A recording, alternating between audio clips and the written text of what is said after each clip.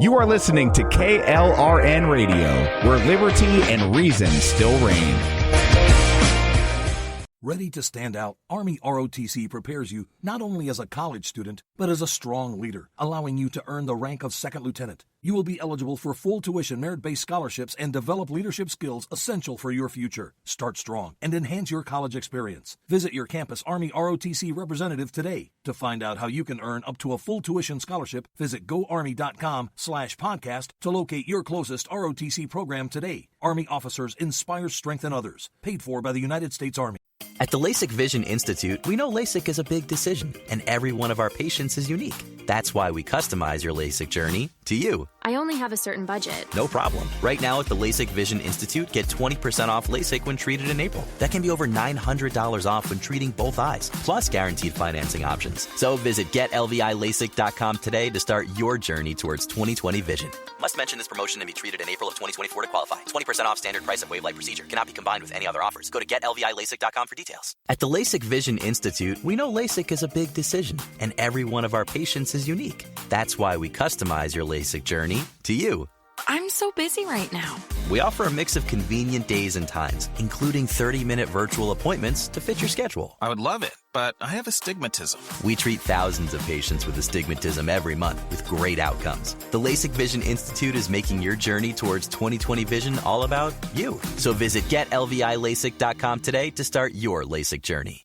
I am Conor McGregor, multiple weight MMA champion. I'm a fighter and I've been through many battles in the octagon. Many consider my fights in the octagon heroic, but the real-life heroes are those men and women who fight to protect us every day. The real-life fighters, the real-life heroes, are the firefighters and police officers. These first responders are true heroes, because these brave men and women put themselves in the line of danger every single day protecting us all. The Tunnel to Towers Foundation ensures that first responders from fire, EMS and police departments who are killed in the line of duty with young children have a home without the burden of a mortgage. They are my heroes. They need our help today. I'd like to ask you to join me in donating $11 a month to support their efforts. Your $11 a month honours and supports our first responders. Please call now at 1-844-BRAVEST or visit tunneltotowers.org.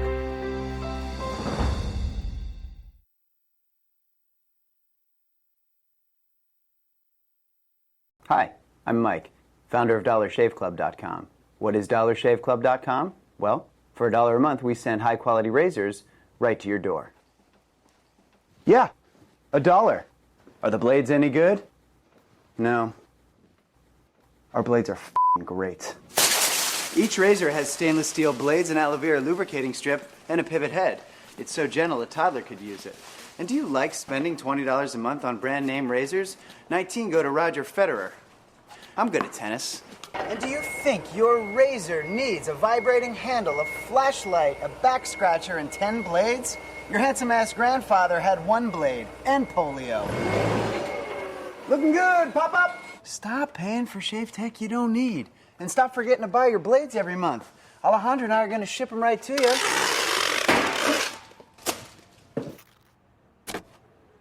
We're not just selling razors, we're also making new jobs. Alejandro, what were you doing last month? Not working. What are you doing now? Working. I'm no Vanderbilt, but this train makes hay. So stop forgetting to buy your blades every month and start deciding where you're going to stack all those dollar bills I'm saving you. We are DollarShaveClub.com, and the party is on. I know karate, I know jiu-jitsu and drive like a gangster when I'm coming to see you, see you.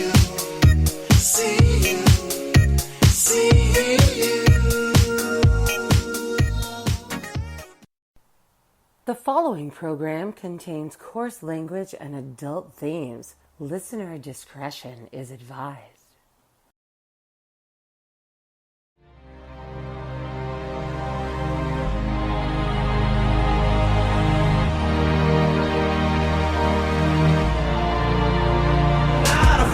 I'm not afraid to take a stand, take a stand. Everybody, come take my hand, come take my hand. We'll walk this road together through the storm, whatever weather, cold or warm. Letting you know that you're not alone, not afraid. I'm not afraid to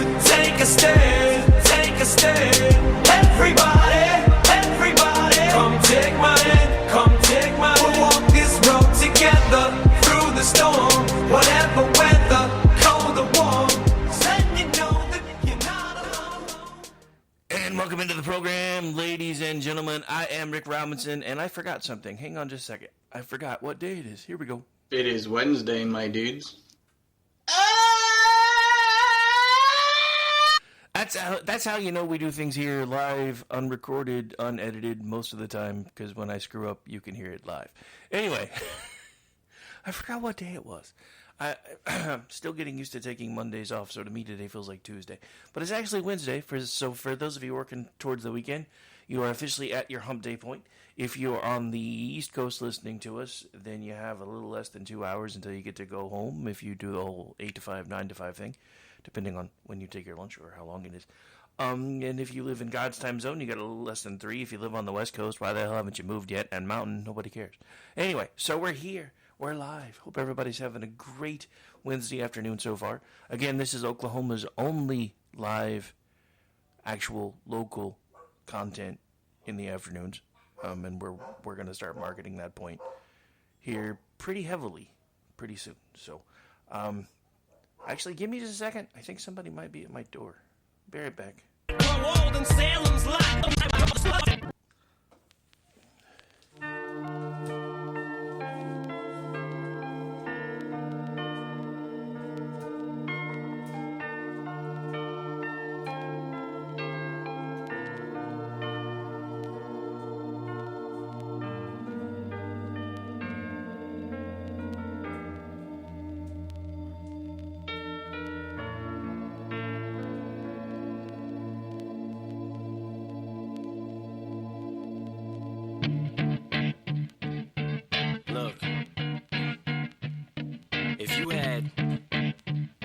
Shot, one opportunity to seize everything you ever wanted in one moment.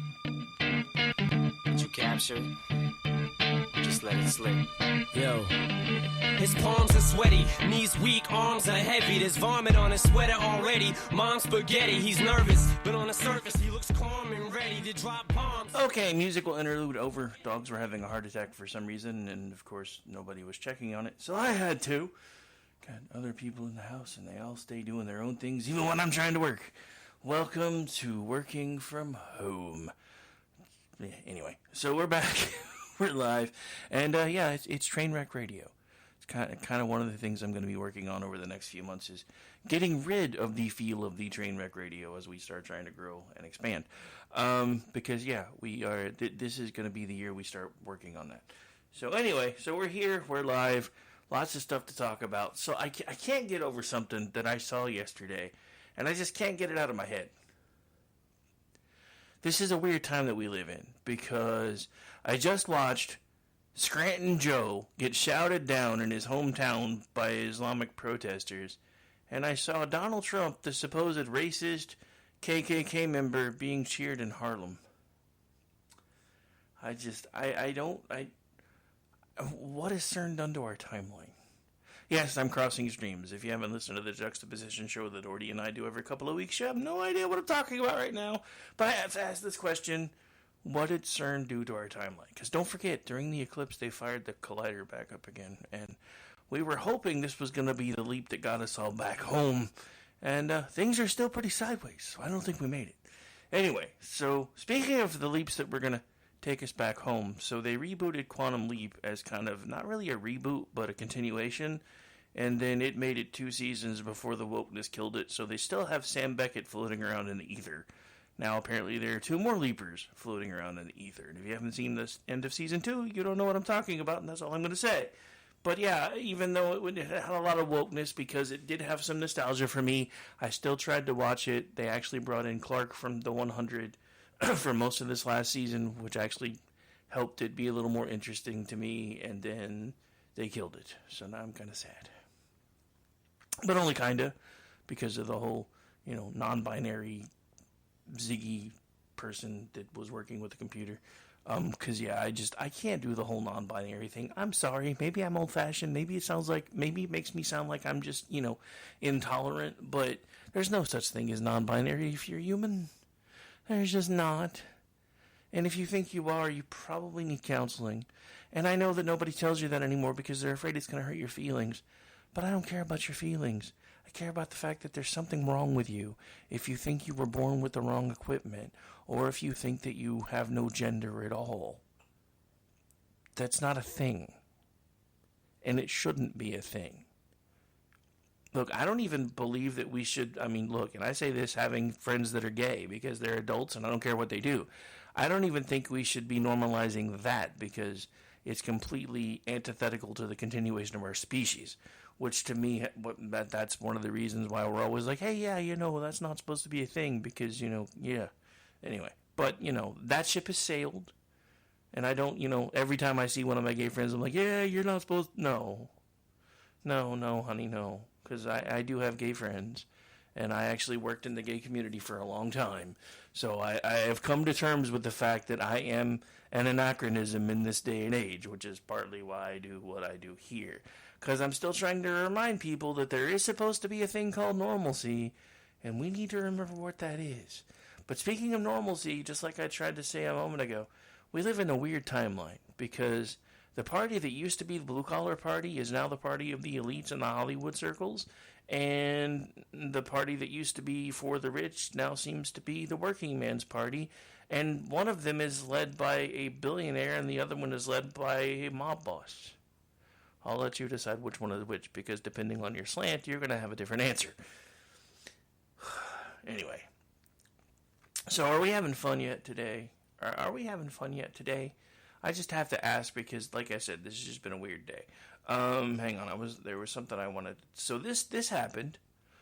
So this was from, it looks like yesterday, I think, from PJ Media. Yeah, Winston Churchill. Apparently, so just to kind of go over it with you, last month police were deployed to form a ring of steel around the statue of Winston Churchill in Parliament Square, London, to protect it from the hands of an irate Palestinian mob. Needless to say, there is something of an irony here. Although Churchill is being targeted on the hackneyed view that he was a leading member of the white patriarchy, aka the root of all evil, BLM attacked this same statue for that very reason in 2020. The British statesman did, in fact, have some insightful things to say about the religion of many of his would-be attackers. Pardon me. Consider the following quote from Churchill's 1899 book, River War, an historical account of the reconquest of the Sudan, Volume 1. How dreadful are the curses which Mohammedanism lays on its votaries. Besides the fanatical frenzy, which is as dangerous in a man as hydrophobia in a dog, there is this fearful fatalistic apathy. The effects are apparent in many countries. Improvident habits, slovenly systems of agriculture, sluggish methods of commerce, and insecurity of property exist wherever the followers of the prophet ruler live. A degraded sensualism deprives this life of its grace and refinement, the next of its dignity and sanctity. The fact that in Mohammedan law every woman must belong to some man as his absolute property, either as a child, a wife, or a concubine, must delay the final extinction of slavery until the faith of Islam has ceased to be a great power among men. Individual Muslims may show splendid qualities, but the influence of the religion paralyzes that social development of those who follow it. No stronger retrograde force exists in the world. Far from being moribund, Mohammedanism is a militant and proselytizing faith. It is already spread throughout Central Africa, raising fearless warriors at every step. And were it not that Christianity is sheltered in the strong arms of science and science against which it had vainly struggled, the civilization of modern Europe might fall, as fell the civilization of ancient Rome. The United Kingdom, as well as many other Western nations and polities that host large Muslim populations, has been learning the truth of this excerpt the hard way. As just one example, crime, including sex crime, has soared in the UK. This is unsurprising, since insecurity of property exists wherever the followers of the prophet ruler live, to say nothing of the aforementioned degraded sensualism, fanatical frenzy, and slovenly systems. It's the same throughout European nations with large Muslim populations. In Sweden, violent crime has increased by 300% and rapes by 1,472%, thanks to its burgeoning Muslim demographic. Note, too, Churchill's fair observation that individual Muslims may show splendid qualities, but the influence of the religion paralyzes that social development and for those who follow the teachings of Muhammad. This assertion perfectly explains the truth behind so-called moderate Muslims who end up making for good citizens in the West. They are good in spite of, not because of, the teachings of their religion. Churchill is also noteworthy for warning against the dangers of pacifism in the face of growing threats, another topic relevant to the UK circumstances vis-a-vis its overwhelming Muslim population. While the following excerpt was written in response to the policy of appeasing Hitler leading up to World War II, it is especially relevant to the UK's migrant problem and the appeasement with which it has been met. This has resulted in a demographic conquest in the very capital of the UK, London, where Churchill's statue stands, and where a few days ago rioting Muslim mobs hurled trash at passive police. The name Muhammad is today the most popular name for newborn baby boys, as well as in several other Western capitals, including Amsterdam, Berlin, Brussels, Oslo, et al. While it is doubtful that Churchill or any other Brit born in the late 19th century could ever have conceived that Britain would willingly give itself over to Islam, here are his rather applicable words concerning passivity in the face of growing threats, in this case Hitler. If you will not fight for the right when you can easily without bloodshed, I haven't read this yet, so hang on. Let me fix my inflections. If you will not fight for the right when you can easily win without bloodshed, if you will not fight when your victory will be sure and not too costly, you may come to the moment when you will have to fight with all the odds against you and only a precarious chance of survival. There may even be a worse case. You may have to fight when there is no hope of victory, because it is better to perish than live as slaves. Such words are proving increasingly ominous for much of Western Europe, with Londonistan at the fore. Now, I know this is about London, but when we come back from, well, actually, we took a short break while I was checking something, so I'm going to make that one up to you guys. So let me keep going. We'll just take a break at bottom of the hour. So there's a reason I read this, though, because did you guys see what happened? What was it? Monday? Yeah, I think it was Monday. Yeah, Monday. It was the day that I was off, the day that I was doing the friends and family accountant plan. Anyway, we won't go into that. But anyway, so yeah, off work Monday, but of course all kinds of news popped off, so I'm like, yeah, I really should be doing something, but it's my day off and I have stuff to do. So yeah, so it's not just London, folks. We have imported people that have blatantly told us they are not here to assimilate, they are here to colonize. So I'm going to tell you something that I've been telling people now for years. If we do not wake up, and by we, I mean mostly white, suburban, college-educated morons who think that everybody in the world feels exactly the same as you do and have all the warm, fuzzy feelings about all the things that you have warm, fuzzy feelings about, then eventually you, or those of you that are left, if we don't stop this now, are going to be the ones, if you can, taking to places like social media and screaming that the Islamists need to give back the land that they stole from you. Much like I just saw the other day, some native dude on X be like, we're not asking that you do this, but we think you should do this. And I'm like, dude, we went to war generations ago. Your side lost. Get over it. Quit crying. But there's a reason I make that statement. It's because it's the truth. We didn't steal anything. We fought a war. We won. That's what happened. But if we don't wake up, we're going to be fighting a war, and we may lose because we're already outnumbered. This is the part I can't make anybody understand. We are already outnumbered. And they keep letting more in. And I know that you sound racist. No, I sound pessimistic, which I am. Because let me explain it to you, Lucy. When Hillary Clinton talked about the deplorables and how we were homophobic and Islamophobic and everything else, I don't have any phobics. I don't have any phobias, unless you count fear of heights, which I can't think of what that would be right now. Because I do have a fear of heights, but that's only because I wobble, so I don't like using ladders. I'm afraid I'm going to fall and it's going to hurt because I'm old now. But yeah, so just to get back on track here, sorry. Squirrel. It's not that we're afraid of anything. Not them specifically. It's that we understand that two completely antithetical cultures cannot coexist in the same space, and that's just where we are right now.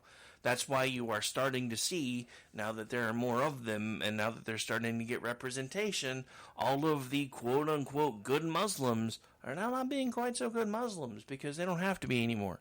There's something that, as a pastor, because, yeah, I know, I don't talk like one, but I promise I am an ordained minister. I've actually helped in churches, etc., yada yada, blah blah blah. You don't really care, but just to prove the point, there's something that I've been trying to get across to people since I switched directions and stopped trying to bring people into the pulpits and into the pews and started trying to teach them that, hey, we need to change some shit or we're all going to die, because that's where we're headed. And that is that there is a fundamental difference between the Christian faith and the Muslim faith. Because everybody said, well, Judaism, Christianity, and Islam are all offshoots of the Abrahamic faith. And technically, sort of, but let me explain, Lucy. I know that's according to the Mandela effect. Those words were never spoken during a broadcast, but I don't care. Lucy, you got some explaining to do. I swear I've heard that. Mandela says I haven't, but I've heard it. Anyway, we haven't done a juxtaposition in like a month. That's why there's a bit of a bleed over. Hoping to fix that soon. But anyway, so back to what I was saying a second ago. So the problem is, and this is something that I firmly believe, and if you trace the lineage back, it kind of makes sense. So Abraham, Isaac, and Jacob. You remember Jacob, put him on the rock, almost had to sacrifice him because God said so. God stopped him at the last minute. Abraham had another son first, though, because he stopped having faith in God's promise, so he married another woman. They conceived a child. And if you go back and you look, that child who was exiled can be traced back to the very beginnings of the Islamic faith. So yes, it has a lot of the same tenets, but it's much, much darker because it's a religion that's founded upon anger. Not to mention the fact that especially since the Reformation, when most people pray, they typically tend to look up or they bow their head. With Islam, you are required to kneel, supplicate yourself, and put your head towards the ground or on the ground. Your forehead has to touch the prayer rug, which means you're basically touching the ground. So who exactly is it that they're praying to? This is my point. On the surface, these things look the same, and to people that don't have faith, they're going to argue with you that they are basically the same, and because of that, you are fighting one another when you basically have the same simple beliefs, but nothing could be further from the truth. Because with our beliefs, we believe in taking care of our fellow man as much as possible when we can, but we also, as Americans, believe that at some point you have to be able to take care of yourself, which is a very common practice and a good idea. And that's why we are where we are today, because we have an entire group of people that have no idea how to be self-reliant. None at all. They just don't. And it's scary. It is absolutely terrifying that they have zero idea how to be self-reliant. And I'm not saying that things aren't stacked against them, and I'm not saying that they aren't trying to make it harder for people to be able to buy homes and all this stuff. I'm not saying any of that, because that is exactly what they are trying to do. They have been doing everything they can to dismantle every bit of freedom that you and I have ever known and take it away from us in the guise of making us safer and having us not have to worry about anything anymore. So they are trying to price you out of everything. But they're also trying to tell you, well, if you get a job, then eventually you're going to be able to afford all this stuff, and you're not going to be able to. I'm telling you right now, I said this yesterday, I did tax returns for 4 people, including myself. Well, actually 5 people, because one of them was a married couple. But I did 4 total returns, including myself. Everybody that has the whole 40-hour-a-week American dream, gonna get a job, gonna pay my taxes, blah blah blah blah blah, they got hosed to the point where a lot of them, for the first time ever, wound up either owing money or had almost very little coming back. Now, I understand that, if you understand how the system is supposed to work, then it's supposed to be a zero-sum game. You're not supposed to owe them anything. They're not supposed to owe you anything, because then you're not giving them a no-interest loan for a year. But a lot of people don't see it that way because they bank on those returns. And when they don't get them the way they've gotten them before, suddenly they're looking, going, well, now I don't know how I'm going to pay this and I don't know how I'm going to pay that, because I was expecting to get about 3 times what I have because it's what I normally get. And thanks to Joe Biden making a lot of changes to our taxes that he hasn't told anybody about, that is exactly what happened.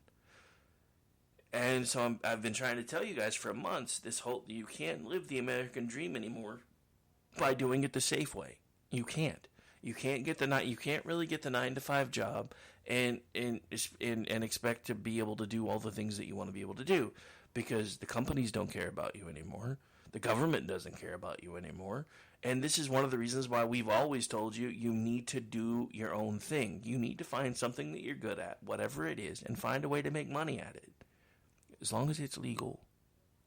I have to say that part, because otherwise people are going to send me emails yelling at me, my daughter listened to your show and now she's on the corner. I never told her to do that, sir. I may or may not have actually gotten one of those emails before. Speaking of which, I'll hate mail, radiofreerick@gmail.com. Go ahead. I'll even reply. I like to... Anyway. But yeah, so... 2 completely antithetical ideologies cannot exist in the same space. And we have proven, documented proof from both Ilhan Omar's voters and she herself, saying that the Muslims that are here did not come here to assimilate, they came here to colonize. That should have been a red flag, a warning flare, whatever it took to get the government's attention, because that means they are not here to do what we ask the people that come here do, which is, hey, bring us your tired, you're poor, you're yada, yada, yada. But, when you come here, make sure that you're coming here because you want to be part of our rich tapestry, not because you want to light the tapestry on fire.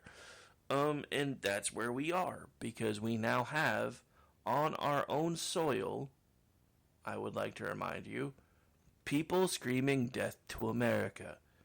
I am a free speech absolutist, but I do draw a line at being able to legally scream something like death to America. And if that makes me a fascist in your eyes, then I'll take that label. I don't care. Because if you're here, if you're lucky enough to be here, especially if you are lucky enough to have broken the law and we still allow you to be here, you should be on your hands and knees kissing the ground that you now have beneath your feet, because this was and can be again the best country on earth. The reason it's not is because we keep letting people that have no skin in the game tell us what our politicians are supposed to do. And that is a huge problem. It is a problem bigger than I ever thought possible. It has wreaked more havoc than I have ever seen. And one party has mastered the idea of getting people onto the public dole and getting them onto the social safety nets so they have no choice but to vote for that party, because they're the only ones that are going to continue the madness. The problem with that is it's gone on for so long that this country that has been buying votes for decades is now broke. And we are so far past broke that our credit rating is starting to be downgraded. We are so far past broke that our interest rates are going nuts. There is going to have to be a correction. There is not another option. There has to be a correction of some kind for this not to continue. And at this point, and I've said this, and I'm going to keep saying it until November, I don't care how socially liberal you think Donald Trump is. He's a fiscal conservative, and right now that is the only thing that matters to me, because we have won on all the social issues. Abortion is back at the states. We don't have to worry about gun confiscation anymore because 29 out of 50 states have constitutional carry. If you live in a state that doesn't have that, move. Or fight to get it there. I don't really care which one you decide to pick. But we need to leave the social issues behind for the next 12 months, or we're done. We can fight these fights another day if we're still here. But right now, we are on fire. We are on fire in so many different ways that we can't even see all the different ways that we're on fire. And it's terrifying that we have so many people that just don't want to see it because, well, Donald Trump says that he's okay with this, and Donald Trump says that he's okay with that. You know what? If we're still here in 6 months, 8 months, 9 months, 10 months, and Joe Biden hasn't declared martial law and basically declared himself the ruler of America, because let me clue you in on something. Every time he says if Donald Trump gets back into office, he's never going to leave again, he's not talking about Donald Trump. Everything that they said Donald Trump was going to do, this administration has done. So do you think it's really that big of a surprise that they keep making such a big deal about a made-up insurrection? Because they are trying to, when it happens, because it's going to happen, they're going to try to find a way to blame it on Trump. The only way that it doesn't happen is if we win in such a way that nobody can dispute it.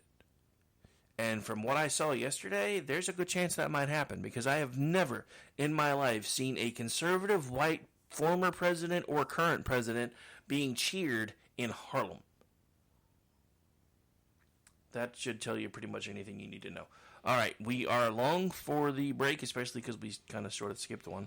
We're going to take a quick break. When we come back, much more to talk about on the Chat Lives Matter Day edition of the Rick Robinson Show, right here live on KLRMradio.com. We do this thing every Tuesday through Friday between the hours of 3 p.m. and 5 p.m. Eastern. Still lots of show left, so get up, stretch your legs, take a drink, maybe smoke a little bit of whatever helps you think. Unless you're working, or even if you are, I'm not your boss. I won't tell if you know. We'll be right back.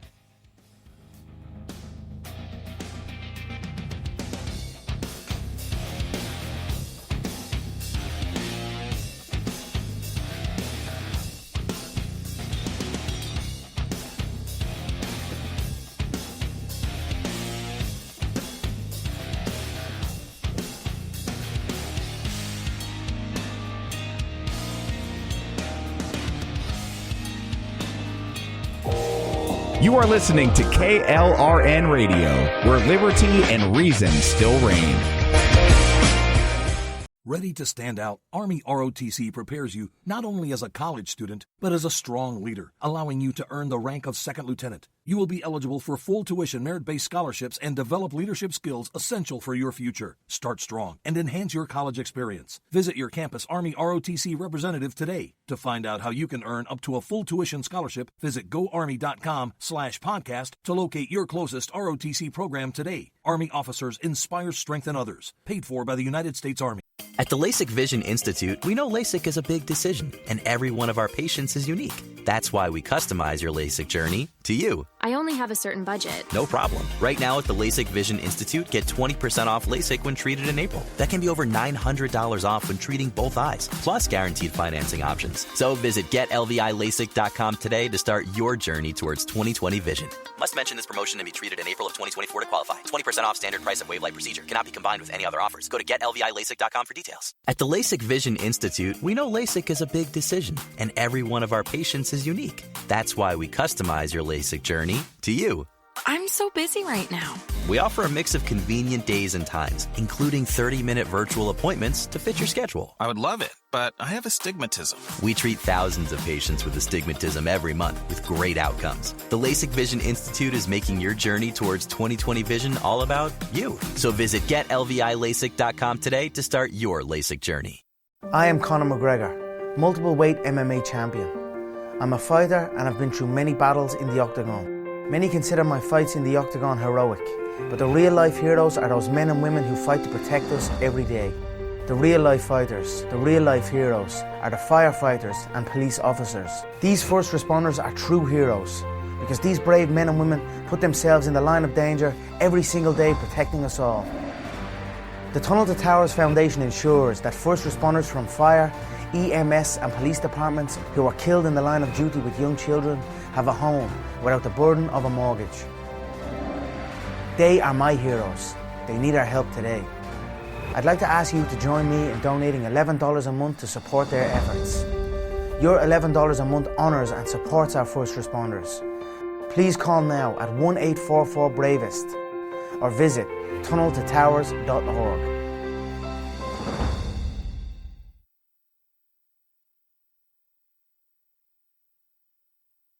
Hi, I'm Mike, founder of DollarShaveClub.com. What is DollarShaveClub.com? Well, for $1 a month, we send high-quality razors right to your door. Yeah, $1. Are the blades any good? No. Our blades are f***ing great. Each razor has stainless steel blades, an aloe vera lubricating strip, and a pivot head. It's so gentle a toddler could use it. And do you like spending $20 a month on brand name razors? 19 go to Roger Federer. I'm good at tennis. And do you think your razor needs a vibrating handle, a flashlight, a back scratcher, and 10 blades? Your handsome-ass grandfather had 1 blade and polio. Looking good, pop-up! Stop paying for shave tech you don't need. And stop forgetting to buy your blades every month. Alejandro and I are going to ship them right to you.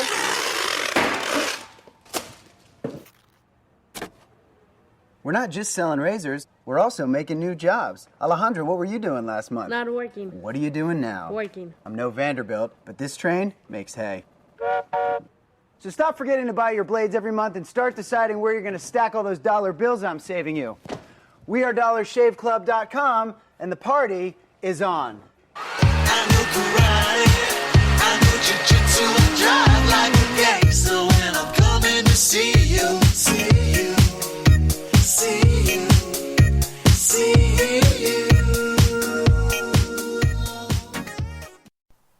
The following program contains coarse language and adult themes. Listener discretion is advised.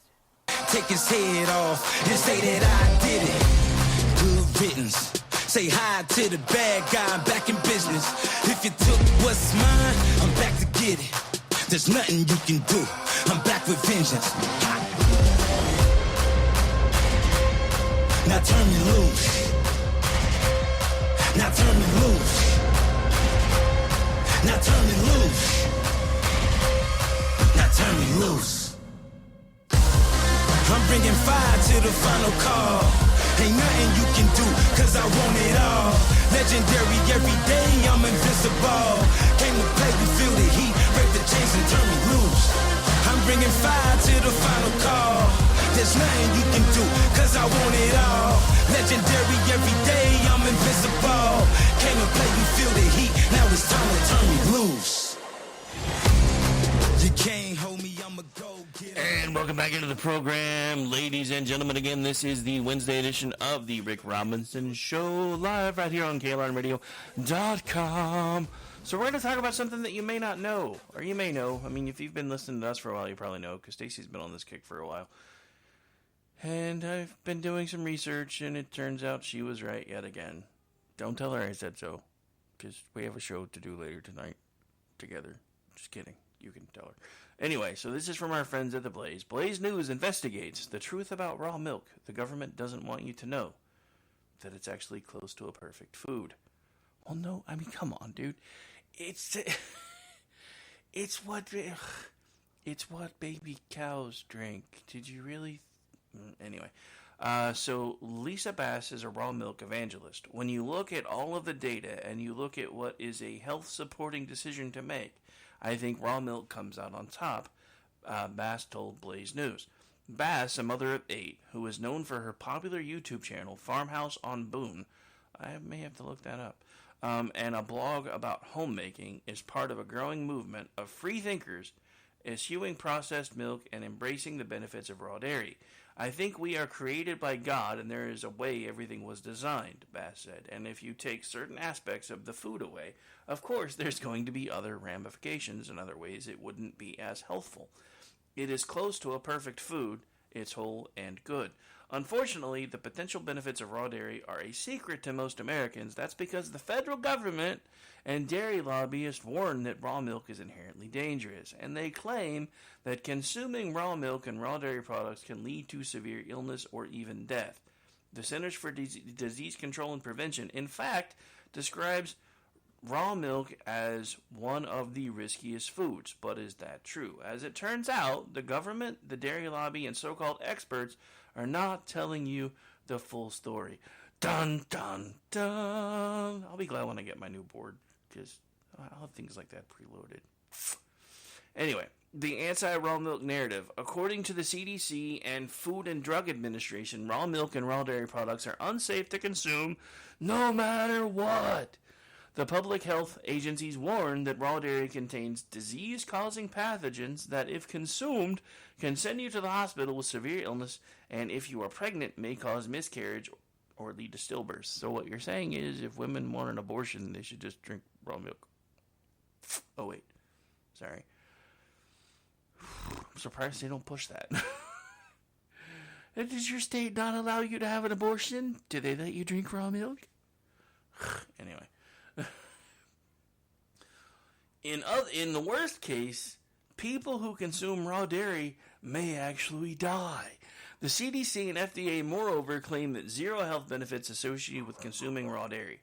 The FDA has even published an extensive document to debunk what it claims are the myths associated with consuming raw dairy, asserting that every purported benefit is false. The science is unequivocally on the side of these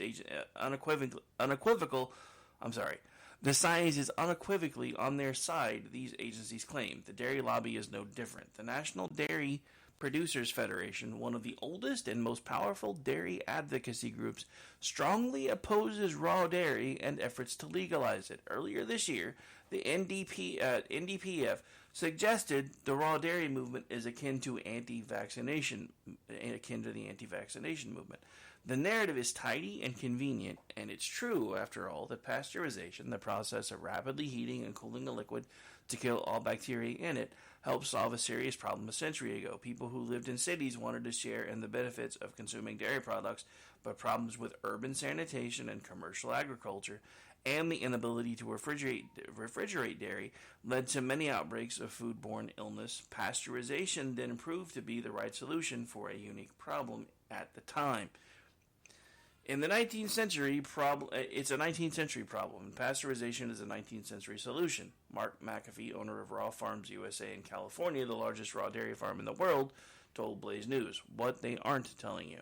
As a general rule, absolutes are almost never true, and that is the case with raw milk. To claim that raw dairy is only harmful and there is no benefits to consuming it is a clue the government, the dairy lobby, and so-called experts are not being honest with you. Dr. Paul Saladin, MD, is a health influencer best known for promoting a holistic understanding of medicine and an ancestrally consistent diet, and he believes raw milk is a superfood. In his educational content, Saladino teaches that consuming raw milk improves gut health, allergies, and immune functions, and he has the scientific literature to back up his claims. Raw milk contains many naturally occurring bioactive components that are beneficial and protective and prevent it from becoming a pathogenic breeding ground. Things like lactoperoxidase immune cells, like neutrophil, macrophages, and immunoglobulins, which are antibodies, and all of these are contained in raw milk. It's a bioactive, alive fluid. Saladino explains in a YouTube video. Now, I want to stop right there for a second, because there's something else when you start doing research. You find out that there's something that they call living water versus what they typically comes through your tap now, and typically what they sell you in stores in bottles. That is what they call dead water, and that is because even the water you drink has to have certain things in it for it to be considered healthful for you, and the government is having those things removed. I talked about this yesterday. They want us unhealthy and fat. That's what they want. The more unhealthy we are, the more we have to go to the doctor. The more overweight we are and the more lethargic we are, the easier we are to control. They are doing this on purpose. They have been doing it on purpose for a long time, and nobody wants to talk about it, because as soon as you start trying to talk about it, they label you a conspiracy theorist and they start deboosting you, demonetizing you, kicking you off platforms and everything else. I don't care. If it comes down to it, I will find a way to build my own stuff from scratch. Because I don't care. Because this stuff matters. And as somebody who is starting to get to the point where I'm starting to understand half of the reason why I have felt as bad as I have for the last few years is because of the things that I have been putting into my body, and because of the fact that I let myself get too fat, even though I wasn't trying to, because of the things that I was putting into my body. And now that I'm finally starting to lose weight, because I understand that there are certain things that you must do if you want to remain healthy. Because, you know, it's like a video that I saw the other day, and when the lady was like, I don't jog so that because I want to remain, you know, fit. I jog because at some point they're going to lock me out of my car and I have to be able to get outside of the range of a 15-minute city. And that's kind of where I am right now. If things were to pop off today, I would be one of the people that got left behind. Because you don't have to run, you don't have to be the fastest in the group. Just have to run faster than the slowest in the group. Right now, I would be the slowest in the group, and I will be the first one to tell you that. Now, there are ample reasons why I would be the slowest in the group, but there's also ample reasons why I'm trying to fix the fact that I'm currently the slowest in the group, and would be if things were to pop off today, which is part of the reason why I live in the middle of nowhere. Because at least if things pop off, I have a head start. Because there's no telling when it's going to pop off. Hell, I was half expecting us to glow in the dark Sunday night, Monday morning, because I really didn't think Israel was going to hold off on retaliating this long. So I don't know what's going to happen next. So anyway, so back to what we were talking about a second ago about the whole milk being a bioactive living fluid. The problem with pasteurization then is obvious. In Saladino's view, not only does pasteurization kill the bad things in raw dairy, but it also kills and reduces or denatures or inhibits the benefits of raw dairy. In Saladino's view, raw dairy has received a bad rap because of outbreaks of foodborne illnesses involving raw dairy more than a century ago. But that was a unique problem in time, he argues, because cows were being milked in very unsanitary conditions and were being fed complete garbage. Metabolically unhealthy animals in unsanitary conditions were the perfect recipe for bacteria growth. But advances in sanitation, technology, and understanding of human health now render raw milk inherently safe for all humans, according to Saladino, as long as farmers harvesting it uphold high quality and sanitation standards.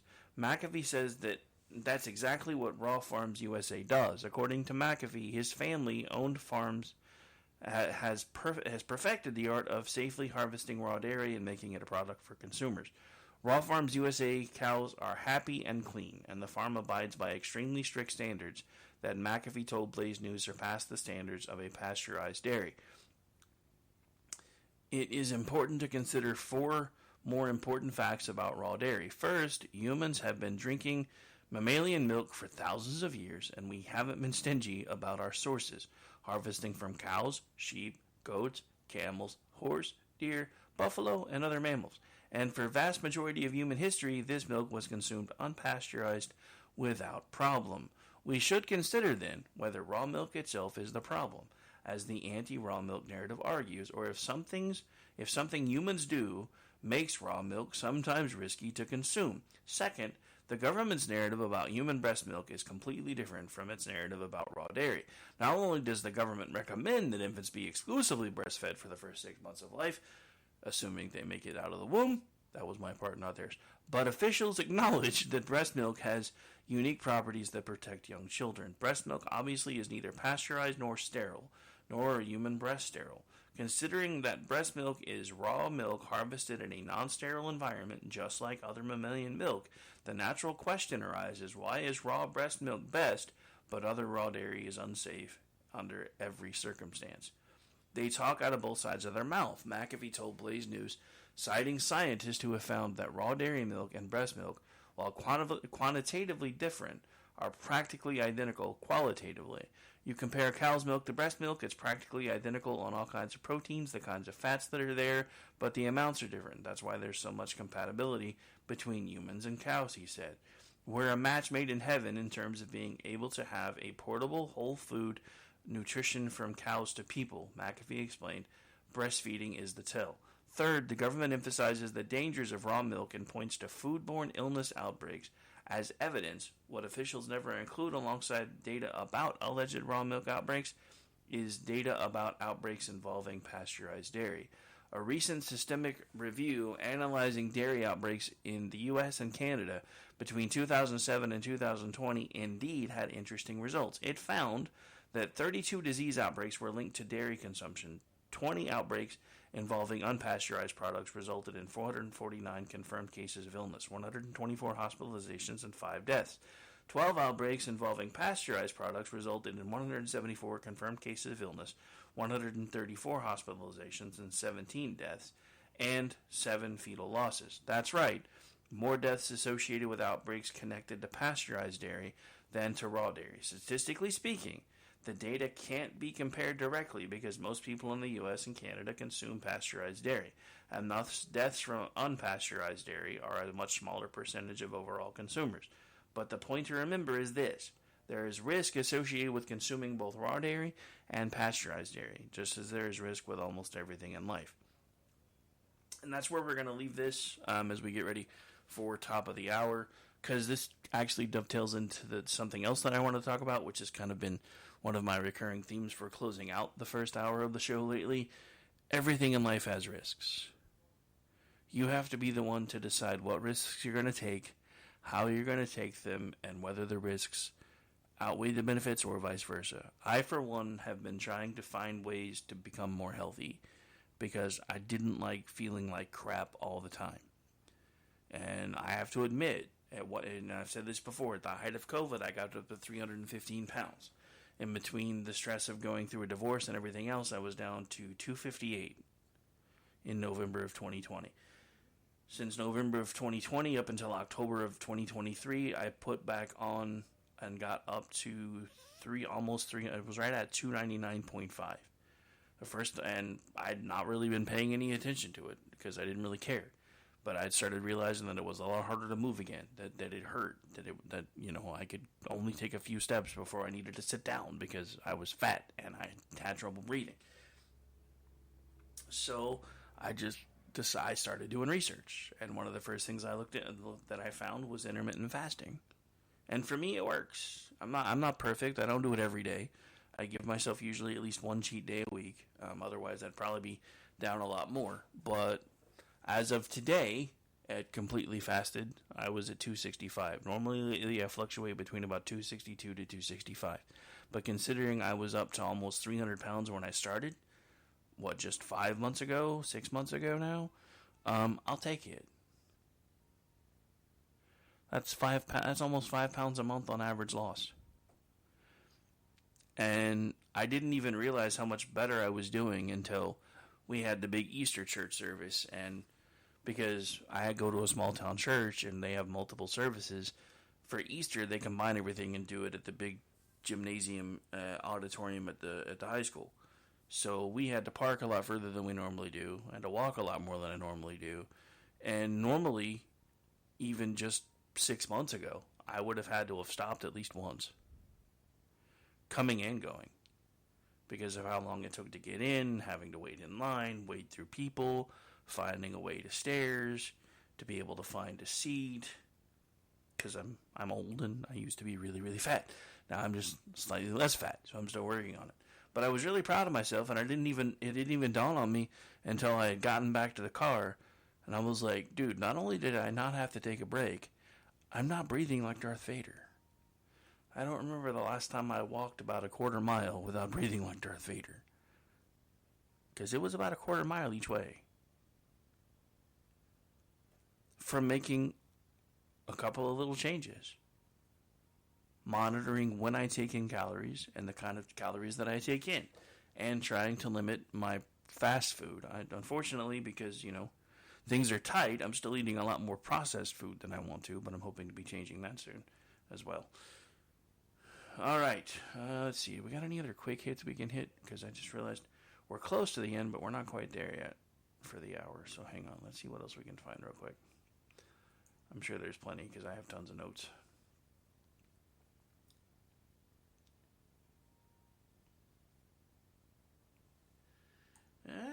Well, this is interesting. So here's another Blaze News investigates. Illegal child labor surges amid Biden-Ben's border crisis. Pretty sure we called this a long time ago. The United States Labor Department filed a lawsuit in late March against a California poultry processor and its affiliated entities, accusing the firms of using oppressive child labor. So let me change that for you. Child slavery. The newly filed lawsuit marks the latest in a long list of recent DOL investigations that have uncovered alleged illegal child labor.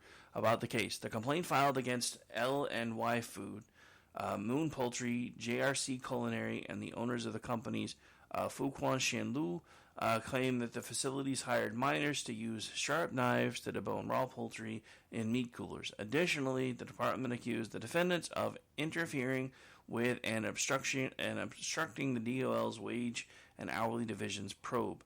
The Labor Department stated that it found 2 children working at Moon's Poultry's Irwindale facility who had been employed since at least October. An investigator observed one of the children on March 20 during a search of the facility, and the other child was discovered through the company's payroll system, the DOL reported. The goods processed in this facility up to April 19, 2024 are tainted by child labor and are now hot goods under the Fair Labor Standards Act, the complaint read. According to the Department of Labor, the companies continued to ship the products despite previously agreeing to voluntarily refrain. The FLSA's hot goods provision prohibits businesses from shipping goods 30 days following an observed child labor violation.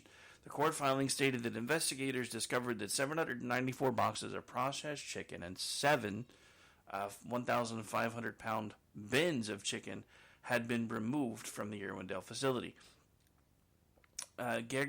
Gregory W. Patterson, a Los Angeles attorney representing the poultry facilities, claimed that the DOL planted a 17-year-old worker at the facility. The minor gained employment with Moon Poultry under false pretenses by presenting a fake government identification and directed this person to work in a hazardous area of the Moon Poultry facility in Irwindale, he told the Los Angeles Times. According to Patterson, the department planted the minor to strengthen its negotiating hand in a probe concerning overtime wages that allegedly were not paid to employees. He claimed the DOL sought to attempt to force us into early settlement of the overtime claims. When asked whether the 2 children were U.S. citizens or migrants, Patterson told Blaze News that he cannot confirm at this time. In other words, they're not. However, he noted in recent discussions with the Department of Labor, the allegations is 1 underage worker at Moon Poultry and not 2. In a statement to Blaze News, the DOL confirmed that it found that these defendants employed children in oppressive child labor. Patterson could not say how the falsified government identification was obtained, but stated that his client used a staffing agency to hire its workers. The DOL said that Patterson's claims that the department planted the minor worker were baseless.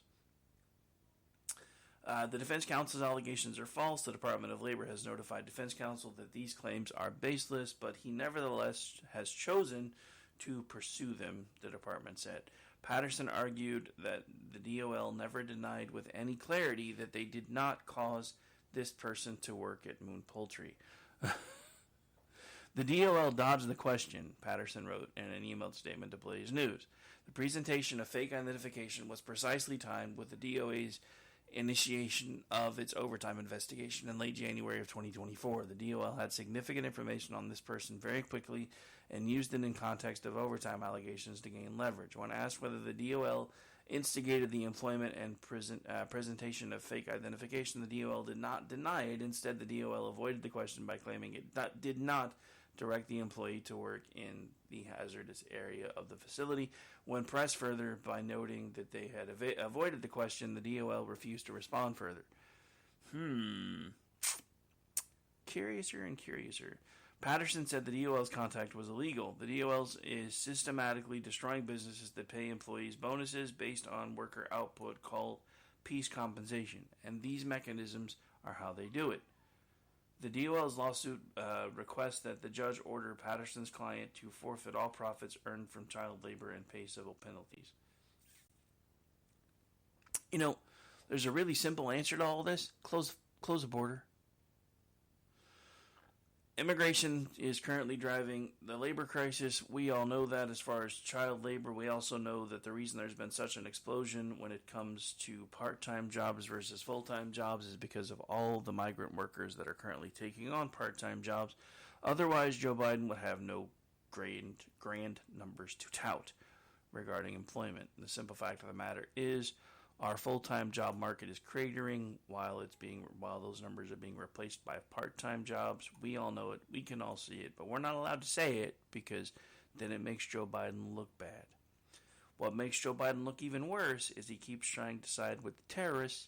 And again, as we close out the top of the hour and come back around for the second hour, just want to remind everybody, all of you, that yesterday we saw the supposed man of the people being shouted down by terrorists while the guy who's supposed to be a racist was cheered in Harlem.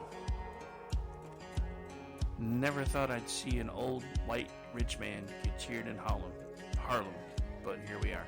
Alright, we'll be right back. Stay tuned. I'm a decent man. No, I ain't perfect, but I'm learning how to be the best I can. But I got demons. You are listening to KLRN Radio, where liberty and reason still reign. Ready to stand out, Army ROTC prepares you not only as a college student, but as a strong leader, allowing you to earn the rank of second lieutenant. You will be eligible for full tuition merit-based scholarships and develop leadership skills essential for your future. Start strong and enhance your college experience. Visit your campus Army ROTC representative today. To find out how you can earn up to a full tuition scholarship, visit goarmy.com/podcast to locate your closest ROTC program today. Army officers inspire, strengthen others. Paid for by the United States Army. At the LASIK Vision Institute, we know LASIK is a big decision, and every one of our patients is unique. That's why we customize your LASIK journey to you. I only have a certain budget. No problem. Right now at the LASIK Vision Institute, get 20% off LASIK when treated in April. That can be over $900 off when treating both eyes, plus guaranteed financing options. So visit GetLVILASIK.com today to start your journey towards 20/20 vision. Must mention this promotion and be treated in April of 2024 to qualify. 20% off standard price of wave light procedure. Cannot be combined with any other offers. Go to GetLVILASIK.com for details. At the LASIK Vision Institute, we know LASIK is a big decision, and every one of our patients is unique. That's why we customize your LASIK journey to you. I'm so busy right now. We offer a mix of convenient days and times, including 30-minute virtual appointments to fit your schedule. I would love it, but I have astigmatism. We treat thousands of patients with astigmatism every month with great outcomes. The LASIK Vision Institute is making your journey towards 20/20 vision all about you. So visit GetLVILASIK.com today to start your LASIK journey. I am Conor McGregor, multiple weight MMA champion. I'm a fighter and I've been through many battles in the octagon. Many consider my fights in the octagon heroic, but the real life heroes are those men and women who fight to protect us every day. The real life fighters, the real life heroes, are the firefighters and police officers. These first responders are true heroes, because these brave men and women put themselves in the line of danger every single day protecting us all. The Tunnel to Towers Foundation ensures that first responders from fire, EMS and police departments who are killed in the line of duty with young children have a home without the burden of a mortgage. They are my heroes. They need our help today. I'd like to ask you to join me in donating $11 a month to support their efforts. Your $11 a month honours and supports our first responders.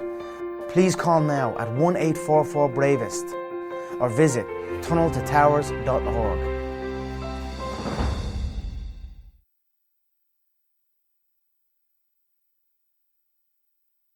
Hi, I'm Mike, founder of DollarShaveClub.com. What is DollarShaveClub.com? Well, for $1 a month, we send high-quality razors right to your door. Yeah, $1. Are the blades any good? No.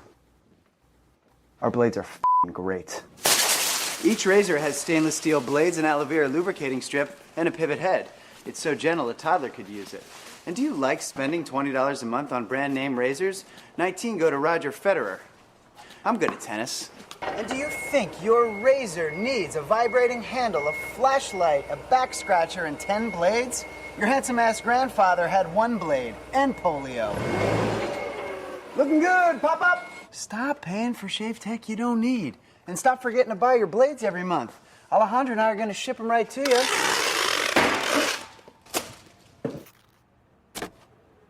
We're not just selling razors, we're also making new jobs. Alejandro, what were you doing last month? Not working. What are you doing now? Working. I'm no Vanderbilt, but this train makes hay. So stop forgetting to buy your blades every month and start deciding where you're going to stack all those dollar bills I'm saving you. We are DollarShaveClub.com, and the party is on. I know karate, I know jiu-jitsu, I drive like a gangster when I'm coming to see you, see you, see you, see you.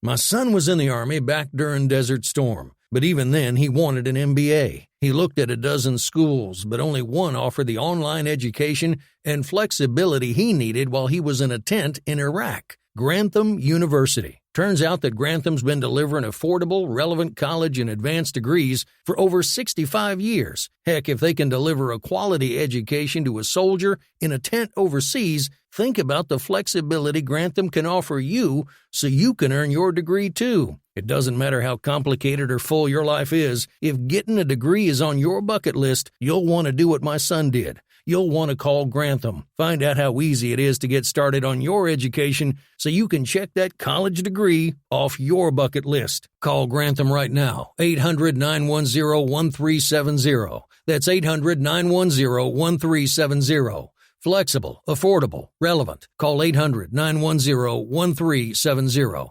Attention business owners and independent contractors. This is a money-saving message from Tax Mediation Services. If your business owes $20,000 or more in taxes, we can help you today, right now. Listen, dealing with the IRS is no picnic. It's an intimidating and extremely stressful process, and you don't want to go it alone. Our attorneys know every law, every tax break, and every possible opportunity to help you resolve and reduce your tax debt. And if you owe more than $20,000, you may be at the top of their hit list. So don't take your tax debt lightly, because it will not go away on its own. The IRS can seize your bank accounts, your home, and even shut down your business. Call our tax experts today at 1-800-783-0810 and let us deal with the IRS while you focus on your business. That's 1-800-783-0810. Again, that's 800-783-0810.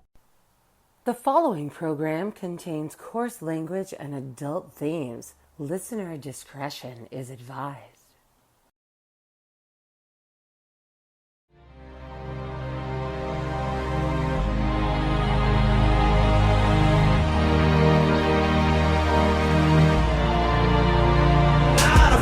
I'm not afraid to take a stand, take a stand.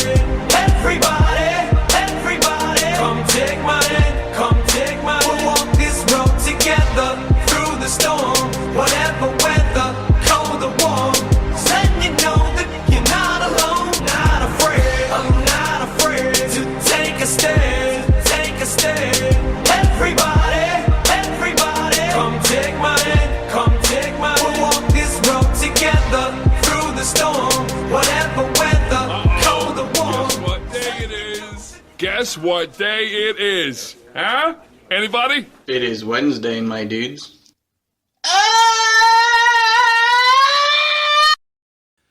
Otherwise known as Chat Lives Matter Night, or actually, I'm sorry, Chat Lives Matter Day. Chat Lives Matter Night will be later. Sorry, I was already thinking ahead to doing whatever with Stacy. Anyway, so we're back. We're live. It's the Wednesday edition of the Rick Robinson Show.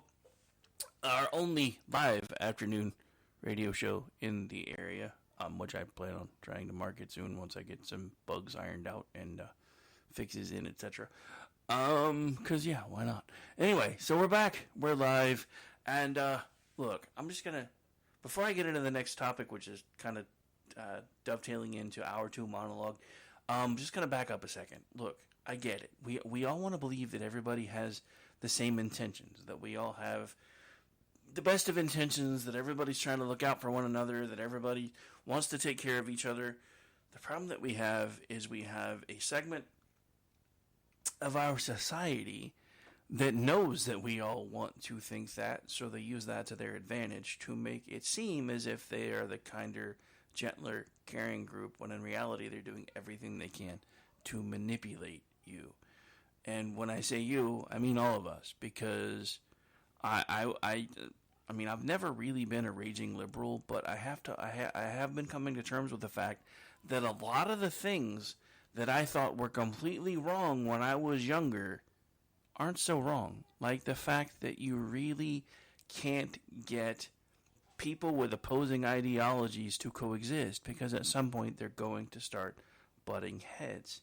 And the problem that we have is it used to be fairly simple. It was, communism versus capitalism, socialism versus communism versus capitalism.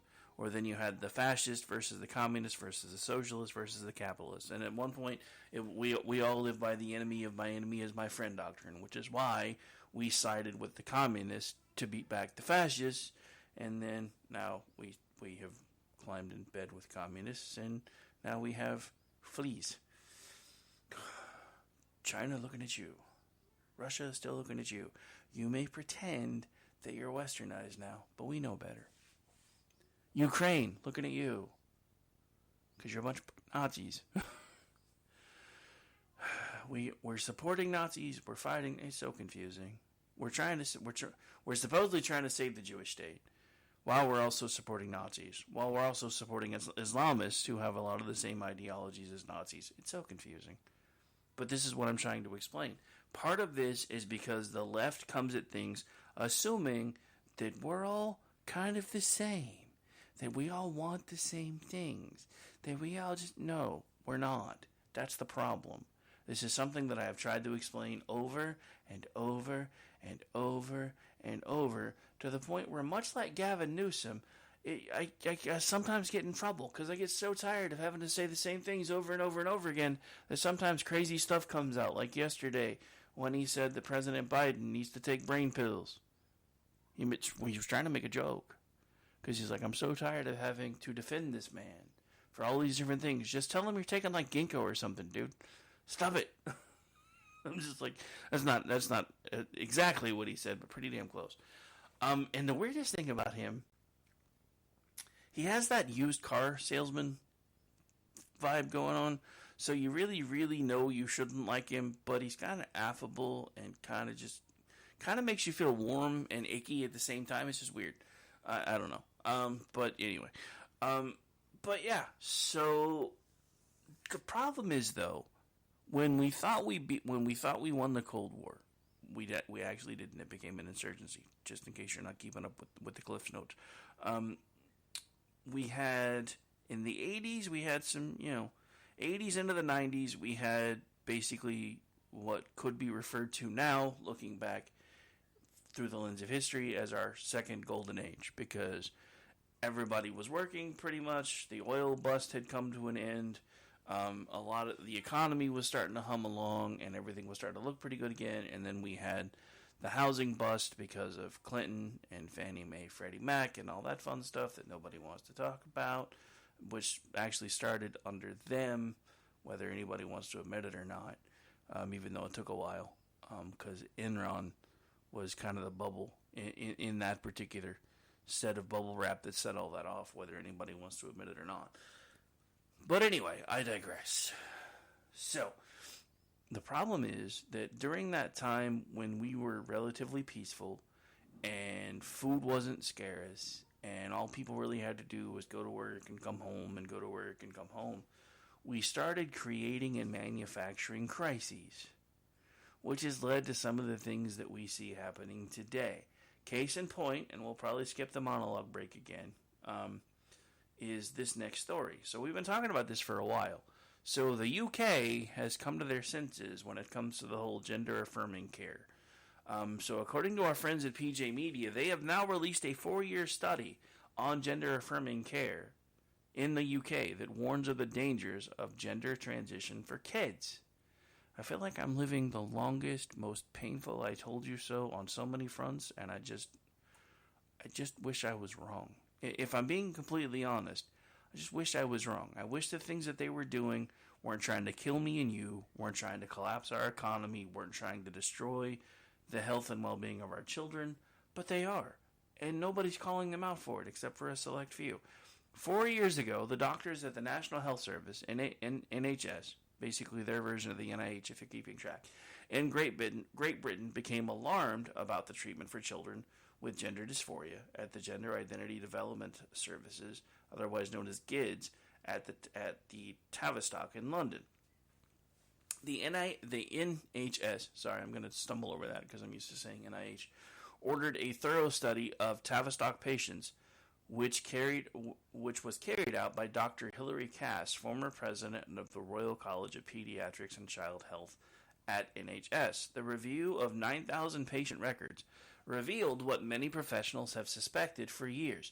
This is an area of remarkably weak evidence, and yet results of studies are exaggerated or misrepresented by people on all sides of the debate to support their viewpoint. The reality is that we have no good evidence on the long-term outcome of interventions to manage gender-related distress, Cass writes in the foreword of the review. It is a devastating indictment of gender care for kids. The study debunks almost every common myth advanced by the transgender fanatics, including the idea that if kids don't get care, they're going to kill themselves. Michael Biggs' work in this field showed that over a period of 10 years between 2010 and 2020, there were 4 known or suspected suicides among 15,000 children and adolescents on the GIDS waiting list. 2 of these suicides were in people who were receiving treatment. 2 were on the waiting list. Every suicide is a tragedy. However, these numbers align with the risks associated with other mental health challenges, writes Stella O'Malley of GenSpec, an organization that promotes high-quality evidence-based care for gender non-conforming individuals all around the world. So much for We Want to Live. The report recommends that no one under the age of 18 receive any kind of gender-affirming care, including hormone shots, and that great caution should be shown for patients under 25. The report also takes aim at gender researchers who have been pushing the hormones on children. The way that hormones can damage the body makes the routine dispensing of those drugs unbelievable when contemplating the harm done to children. Now, I want to stop right there because this ties back to what we were talking about last hour with the stuff that they're putting in your food. If you don't realize that some of the same hormones that they're putting in the food that they're allowed to put in the quote-unquote farm-raised products now are having the same effects, you ever notice that if you eat too much food from the grocery store, you start getting man boobs? It's because your estrogen level's screwed. They're pumping the food you eat full of hormones to make it look bigger because it makes it bigger. It's just the truth of it. They have been doing this for forever. And if you think, and this is the point that I've been trying to make to everybody, some of these same hormones exist everywhere. So if you're starting to see that in kids these hormones are causing issues and they're pumping hormones into all of our food to make it plumper, to make it bigger, so they can make it cost more. Are you starting to figure out why so many of our kids may be having issues? I mean, think about it for a second. Your food has been overtaken by people that are driven by profit. And I don't mean actual conservatives. I mean the Ferengi style of communism. This is where we live right now. We need to come to terms with that fact. Because I am still a firm believer that neither true capitalism nor true communism has been tried, but even capitalism in a bastardized form can raise people from poverty into a better set of living conditions. But we also have to be honest about what it is that we are doing to ourselves. When we are doing nothing but chasing the almighty dollar every single day and doing it just for the sake of chasing the dollar, not because we're actually trying to make a difference. This is one of the things that I've had to come to terms with, because it's one thing to try to tell yourself that you're going to do something to make yourself rich, but it's another thing when you realize that you're going to do something that allows you to work to live, not have to live to work. Or vice versa, sorry. I flipped that around. I'm used to saying it the other way, I think. Anyway, my brain's kind of fried today. I almost took the day off because I'm still recovering from accountant day. But I was like, you know what? I'm not doing it. I've taken a lot of days off. I'm going to try not to do that as much anymore. But so anyway, this is the whole point. If they're coming to terms with what these hormones that they're putting into children are doing to the children because they have gender-affirming care issues, what do you think is happening from the hormones that they're putting into the food that we're feeding to our children? There's a correlation nobody's really drawn yet. So wait about a decade if I'm still here and probably do another I Told You So. The report included a variety of recommendations to improve care, but concluded that for most young people, a medical pathway will not be the best way to manage their gender-related distress. Consequently, the NHS reversed its decades-long practice of prescribing puberty-suppressing hormones to children with gender dysphoria, a marked incongruence between one's experienced and expressed gender and assigned gender for at least 6 months' duration as manifested in its delineated criteria according to the Diagnostic and Statistical Manual of Mental Disorders. We have concluded that there is not enough evidence to support the safety or clinical effectiveness of PSH to make the treatment routinely available at this time, the NHS said last month. The NHS said last month, PSH treatment will still be available for participants in clinical trials and at private clinics, although some British lawmakers are now pushing for a ban across the board. The most important finding of the CAST report may be that it confirms that gender dysphoria in children has been consistently, perhaps deliberately, misdiagnosed when the feelings of gender confusion could very well be related to some other comorbidity. When it comes to alleviating gender-related distress for the majority of young people, a medical pathway may not be the best way to achieve this. That conclusion will now inform the creation of new state-provided services in England. These will attempt to consider patients more holistically, acknowledging that their gender distress might be part of a picture that also includes anxiety, being on the spectrum, obsessive-compulsive disorder, eating disorders, or past trauma. The New York Post points out that that CAST slams the World Professional Association for Transgender Healthcare Guidelines for transitioning children as lacking developmental rigor and transparency. The Post also criticizes healthcare practitioners who abandoned normal clinical approaches in order to start the process of transition. The Post points out that the kids should get first screened for neurological conditions, autism, and mental illness. Trans activists will probably come back quoting results from a 2011 Dutch study that showed positive outcomes for children given puberty blockers. The CAST report debunked much of that study. We all know nothing in this study is going to register with the radical trans lobby in America. They will continue to put children's futures in danger by giving them dangerous drugs and even mutilating kids if they get the chance. It's a tragedy that awaits a reckoning here in the United States. And I agree with the author who ended the article with, "I doubt that I will see that before I die." And this was written by Rick Moran. All right. Thoughts, and then we'll take the break. We got to fix our stuff. I mean, if you really stop and think about all the different ways that everything that you and I believe in is under attack, you're probably going to want to hide under your desk and cry for a while if you're a girl. If you're a guy, you're going to want to go find somewhere you can go break stuff. Because everything that we thought we knew is wrong. This is part of what's made it hard for me to take this, even though I had been taking steps to take this plunge for a long time. There have been days and weeks where I have not wanted to face this. So it's been really hard. And the hardest part is now this is how I make my living. So if I don't get up and do the work, I don't get paid. For the longest time, I worked for the state. So if I wanted to take a sick day and I had the hours to cover it, I still got paid no matter what. I got really spoiled by that. So it's made things hard, which is why now that I'm starting to see the light at the end of the tunnel, it's time to start figuring out what comes next. And the simple fact of the matter is, this is what I have always wanted to do, even if I'm having to come to terms with the fact that I am now, as Churchill was quoted as earlier in the show of saying, at this point, we are basically fighting a losing battle, whether we want to admit it or not.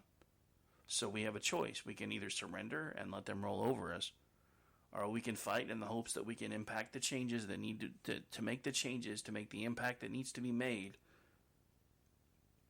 or we can die free, if it comes to that. Now, when I talk about fighting right now, I'm still talking about ideologically, but the day may come when it's not going to be an ideological fight anymore, and that day is coming sooner rather than later, I'm afraid. And that is why I do everything that I do. That is why we are going to start through the digital beacon. I mean, there's going to be some fun stuff on there. as well. But we are going to start trying to present unbiased news as much as possible, because and again, that's why I say as much as possible. Every human being has an inherent bias. So this idea that you can be unbiased is absolutely asinine. You can try to be unbiased. You can try to filter out your own bias. And the issue that I have, and we'll get into this after the break, is not that the NPR was finally outed for having their bias, because everybody knew that.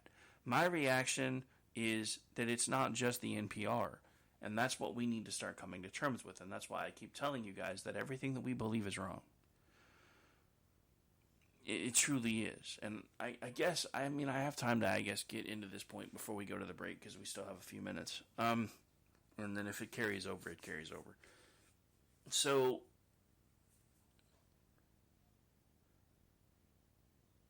the editor for the NPR doing what the editor for the NPR did, in my opinion, should have him labeled as a hero. It won't, but it should. Because everybody's making a big deal about him being suspended. Dude basically effectively resigned the day that he wrote the article and started doing podcasts. When he resigned, not only did he resign, he basically left while setting the building on fire. And I'm quoting from an article that I saw earlier today. I would give them credit, but I don't remember which outlet it was. But I at least want to say that wasn't my idea. That was somebody else's, in case you come across it later and be like, hey, he stole that. No, I didn't. I read it. I admitted it. But it was a great line. Oh. But yeah, he effectively resigned that day. But here's the thing, ladies and gentlemen, it's not just NPR. The ideas of the left have infiltrated and taken over every blue bastion of society. And they're winning. Most of the media leans left now, to the point where all you heard on Monday, because it was the first day that Donald Trump had to be in the trial and had to be there. Well, now they finally got him where they want him. Now he's trapped in a trial, and Joe Biden's going to get to go campaign. So this is what we've wanted all along. If you are listening to those people saying that, even if you hate Donald Trump, and you are not recognizing that everyone is admitting to you that this is political theater and political sabotage, and you are lapping it up like the good little lapdog that you are, then I don't know how to wake you up anymore. Ladies and gentlemen, again, Donald Trump might be morally unfit for office. I say might because nothing's been proven. Joe Biden is definitely not only morally unfit for office, but physically unfit for office and mentally unfit for office. Because everybody was so afraid of the mean tweets and, oh my God, he stood up to Iran and now we're all going to die, that we're now headed toward, I keep saying headed towards. In reality, I'm pretty sure we're already in the middle of World War III. Nobody wants to talk about it yet. I was told it would be instant nuclear Armageddon. That's what you were told, but that's not true. It will likely escalate to that point at some point, but it may brew like it is right now for quite some time, especially if we don't wake up and make some changes. Anyway.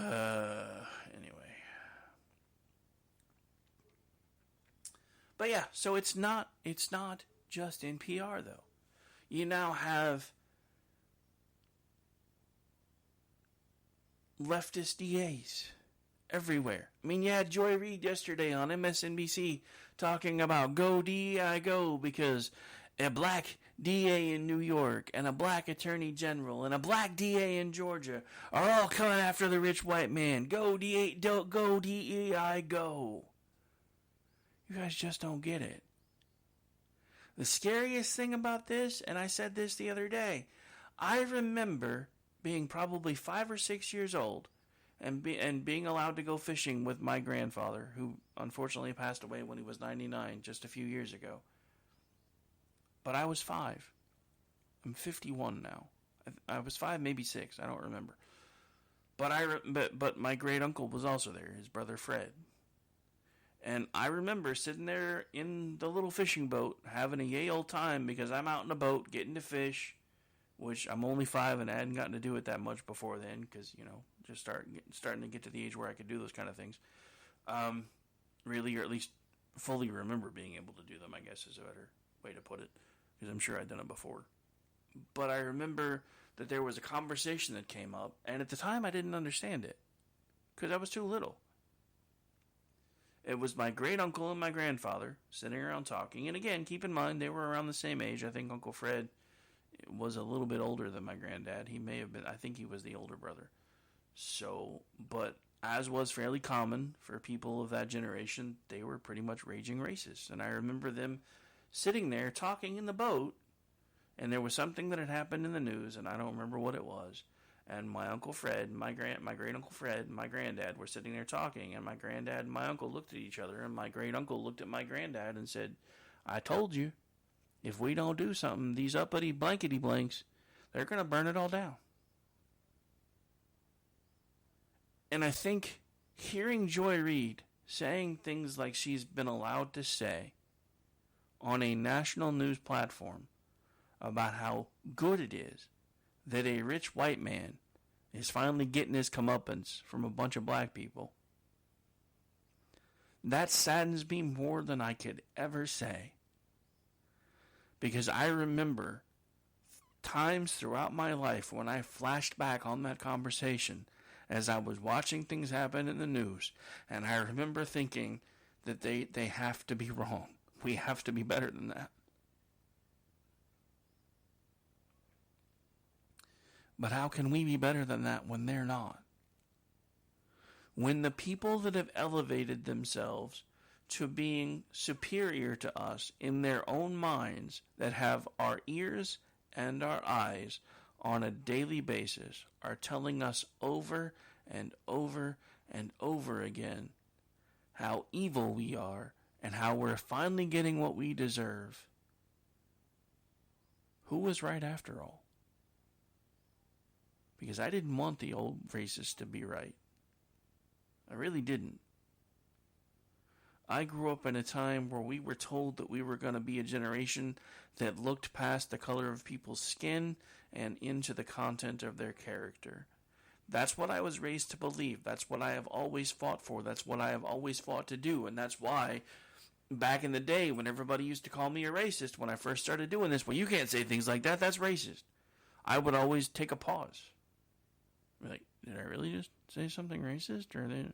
And do an inventory, go back through. Was that really racist? And I realized that you can't worry about it because they are going to be racist. But the difference is, according to their side, because they've always been the oppressed, they can't be racist. They can be hateful, but they can't be racist. Yes, they can't. And again, I don't say this. I don't say that the previous statements lightly. I don't take them lightly either. But when you look at people of color that have been, I mean, there's no other way to put it. They've been on a rampage for years. I mean, there wasn't a year that went by that Barack Obama wasn't in office that a town wasn't on fire. There hasn't been a year that's gone by anytime anybody's been in office in recent history that there hasn't been some sort of a riot, some sort of issue, some sort of things burning down, some form of flash mob showing up, robbing the hell out of people, people screaming and yelling as they're leaving stores. This is reparations! I didn't want the old racists to be right. I wanted to believe Dr. King. At some point, Dr. King's ideology got hijacked. And now it's all about getting even. And that scares me. Because it's not about whether Donald Trump did anything wrong or not. We are literally talking about a misdemeanor that expired, that the DA who is now prosecuting it originally declined to prosecute it, and I went over this yesterday, but I'm going to say it again. Originally declined to prosecute it because there was no there, who then was the subject of part of the subject of a book that came out where the person that wrote the book talked trash about him. So then he figured out a way to magic all of this into like 34 felonies. And people are seeing it for what it is, which is why yesterday you had the supposed president of the people being shouted down in his hometown by homegrown terrorists. Remember, according to them, we're supposed to be the terrorists. But I'm sorry, anybody that's shouting about Palestine and Islam and death to America and death to Israel, all that stuff, they're the terrorists. And I'm just going to call them what they are. You're not protesters, you're terrorists. You change my mind. You're not protesters, you're terrorists. Change my mind. It's your responsibility to change my mind, not my responsibility to change my own, because you've proven over and over again that you are anti-America. You've proven over and over again that you're anti-freedom. And we've got to start holding people accountable for that crap. Otherwise, the old racists are definitely going to be right. And all of our heads are going to be on a pike. Stay tuned.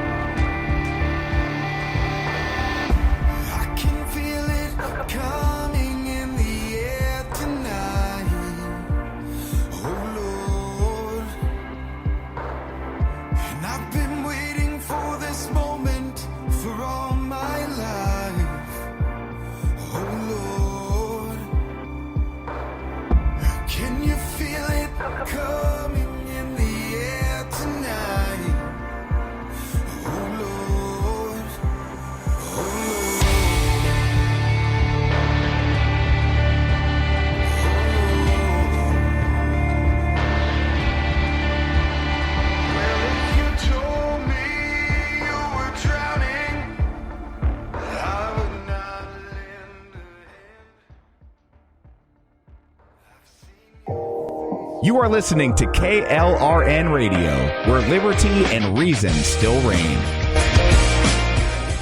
Ready to stand out, Army ROTC prepares you not only as a college student, but as a strong leader, allowing you to earn the rank of second lieutenant. You will be eligible for full tuition merit-based scholarships and develop leadership skills essential for your future. Start strong and enhance your college experience. Visit your campus Army ROTC representative today. To find out how you can earn up to a full tuition scholarship, visit goarmy.com/podcast to locate your closest ROTC program today. Army officers inspire, strengthen others. Paid for by the United States Army.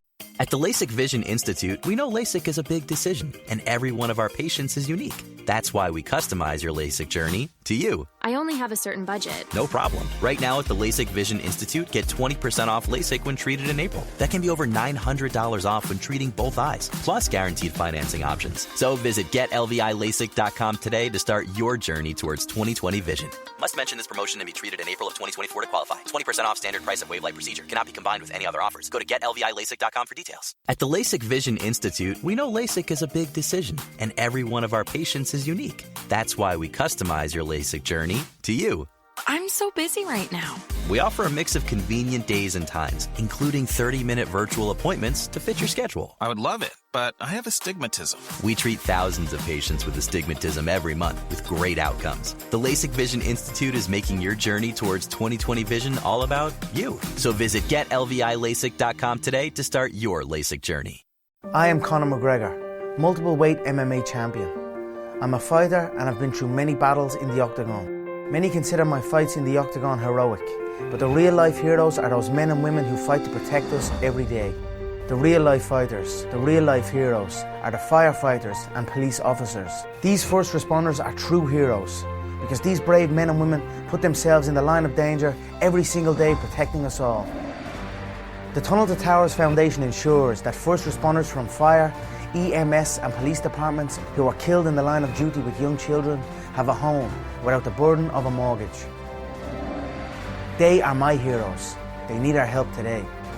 I'd like to ask you to join me in donating $11 a month to support their efforts. Your $11 a month honours and supports our first responders.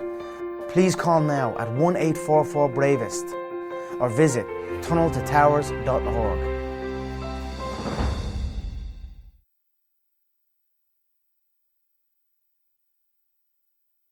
Hi, I'm Mike, founder of DollarShaveClub.com. What is DollarShaveClub.com? Well, for $1 a month, we send high-quality razors right to your door. Yeah, $1. Are the blades any good? No. Our blades are f***ing great. Each razor has stainless steel blades, an aloe vera lubricating strip, and a pivot head. It's so gentle a toddler could use it. And do you like spending $20 a month on brand name razors? 19 go to Roger Federer. I'm good at tennis. And do you think your razor needs a vibrating handle, a flashlight, a back scratcher, and 10 blades? Your handsome-ass grandfather had 1 blade and polio. Looking good, pop up! Stop paying for shave tech you don't need. And stop forgetting to buy your blades every month. Alejandro and I are going to ship them right to you.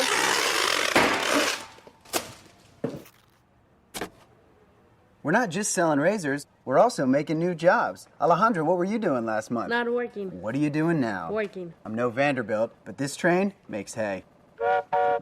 So stop forgetting to buy your blades every month and start deciding where you're going to stack all those dollar bills I'm saving you. We are DollarShaveClub.com, and the party is on. I know karate, I know jiu-jitsu, I drive like a gangster when I'm coming to see you, see you, see you, see you. The following program contains coarse language and adult themes. Listener discretion is advised.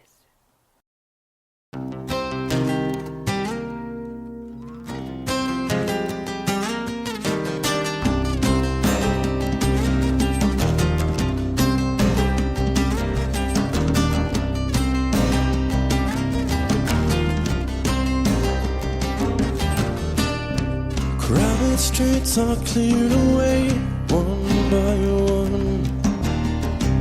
Hollow heroes separate as they run. You're so cold, keep your hand in mine. Wise men wander while strong men die. Show me how it ends, it's alright. Show me how defenseless you really are. Satisfied and empty inside.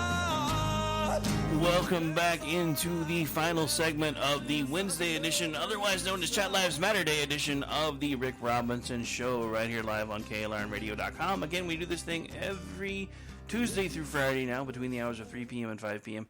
I have been toying with the idea of either extending the show or doing an after-the-show show, because we do have the opportunity to do paid subscriber stuff like now. So I'm kind of toying with that idea. I haven't decided what I'm going to do with that yet. It's something that's a new feature for us here. There are going to be some changes. You guys shouldn't really notice too much of a change, other than you may notice the player looks a little different starting in probably mid-May or June 1st, because we are moving our live stream content to a different platform, because I'm tired of paying for multiple music licenses that are supposed to work for podcasting, because they say, oh yeah, all you gotta do is show them the proof that you have your ASCAP BMI or whatever, and then they'll remove whatever flags because you're actually paying for the rights to use the music, and then they don't do it. Because everybody has AI crawlers now, and we are getting dinged all over the place, even though I have licensing, and half the time even put the licensing, is like, here's the proof. This is not copyright infringement. We're paying for the rights to use this music. So we're giving up that fight. We're moving live stream productions over to Live 365, probably kicking off effectively June 1st, because that gives me a couple of weeks to get the producers that do the live work used to the differences.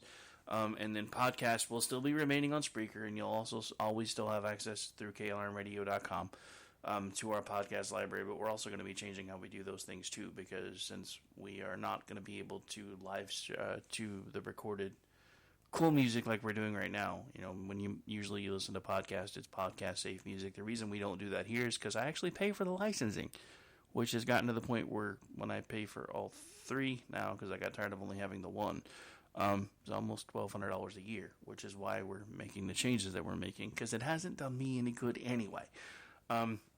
That, and eventually I do plan on having us live 24 hours a day, 7 days a week, or at least streaming 24 hours a day, 7 days a week. We'll have to put in those disclaimers that you now hear all over talk radio. Portions of this program may have been pre-recorded, because it's not always going to be live. But it helps me with, you don't have to worry about editing your stuff. We're going to run it from a fully licensed stream. And now if you put it up on a podcast site, then you better fix your own stuff. And if you're housed through us, then we will do that for you or help you do it. Even if it just means we cut all the music out and just put up the segments on the podcast side, which is for a while probably how we're going to do things. Anyway, lots of shop talk for the last little bit, but just to kind of let you guys know, if things start looking a little different on the website in the next month or so, you're going to know why. You'll also get to hear a lot of other people playing music that they're like, "Ooh, I can just play whatever I want now." I mean, technically you could before, but the difference is if it goes into a podcast, then the licensing doesn't mean crap, which is dumb, because I now know of platforms that have deals with Spotify where you're allowed to play anything on Spotify's anything within Spotify as part of their podcast platform. But as soon as you try to put it on YouTube or anywhere else, they're like, "Yeah, no, bing." That's not how that's supposed to work, guys. And this is something that needs to change. And once I get things situated the way that I need them to be, this will be something that I will probably start petitioning to change, because this is the future. Terrestrial radio is dying. It's being gobbled up to the point where there's no creativity within it at all anymore.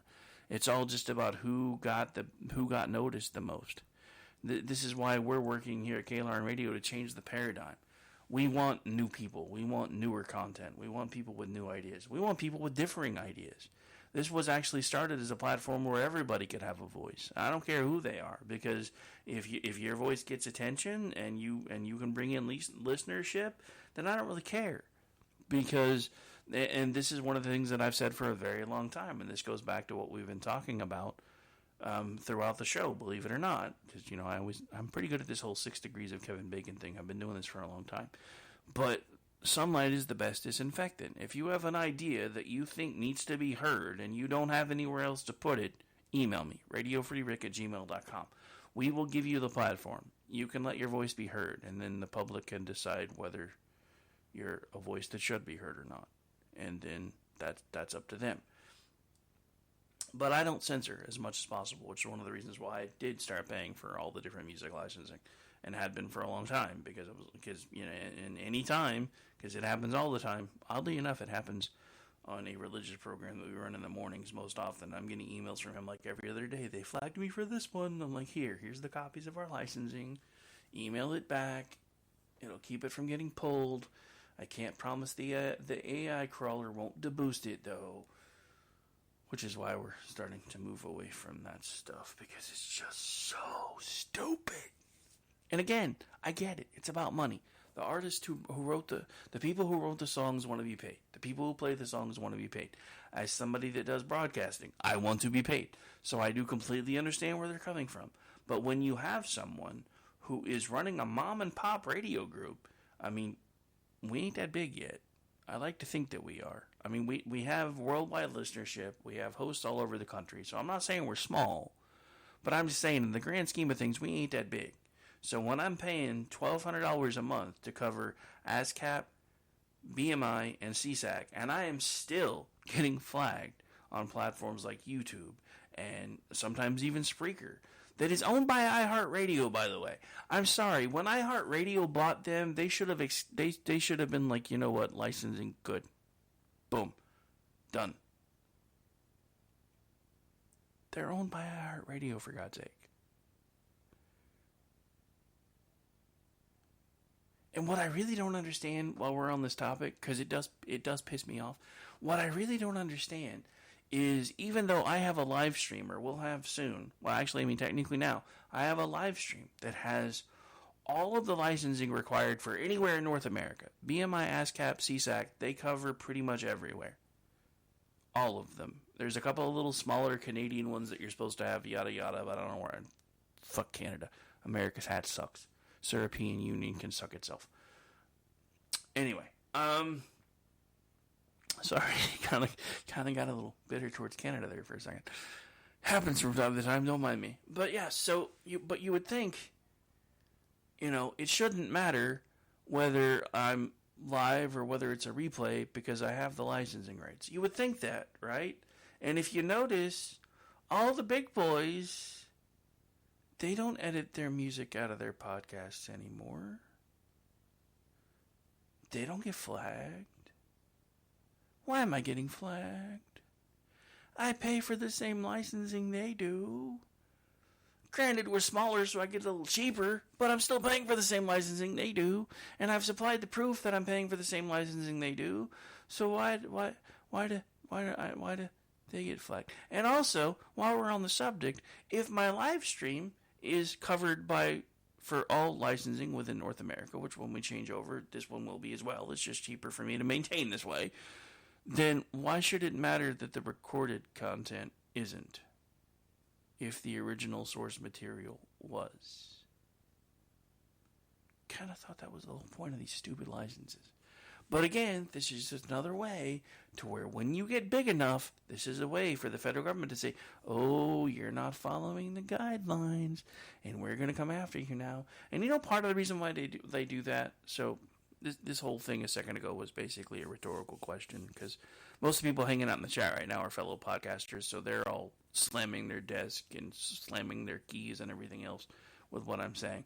But it was a rhetorical question, because let me explain to you why they come down as hard as they do on people that do internet radio and podcasting and everything else. It's because it is not yet FCC regulated, and they're wanting to try to figure out a way to get their foot in the door. That's it. That's all. End of story.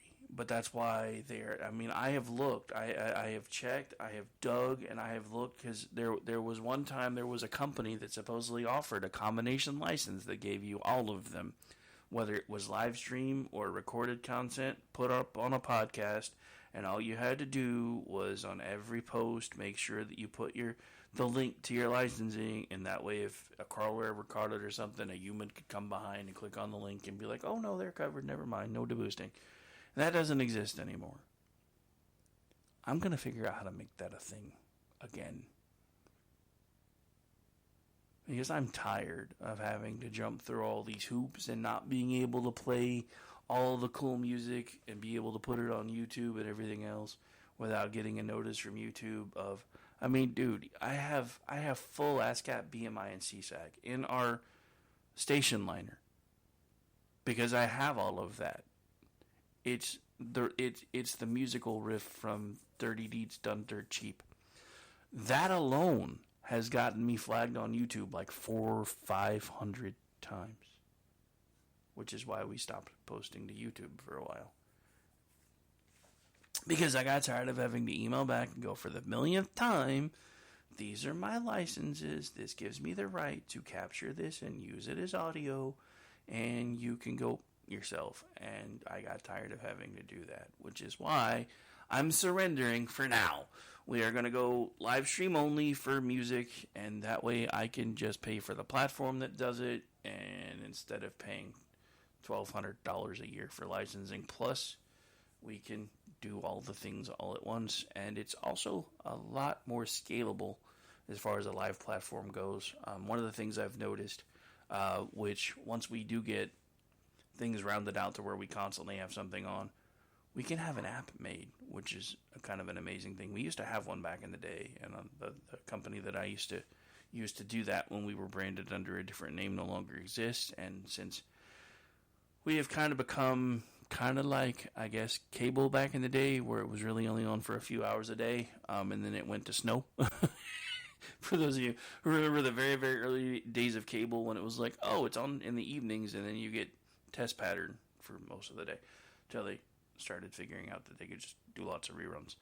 I don't really want to do that. So we will be starting to fill out our roster with live content and syndicated content from other places, again, because we used to have that before. And now that I can actually devote more time to it, I plan on making sure that becomes a thing.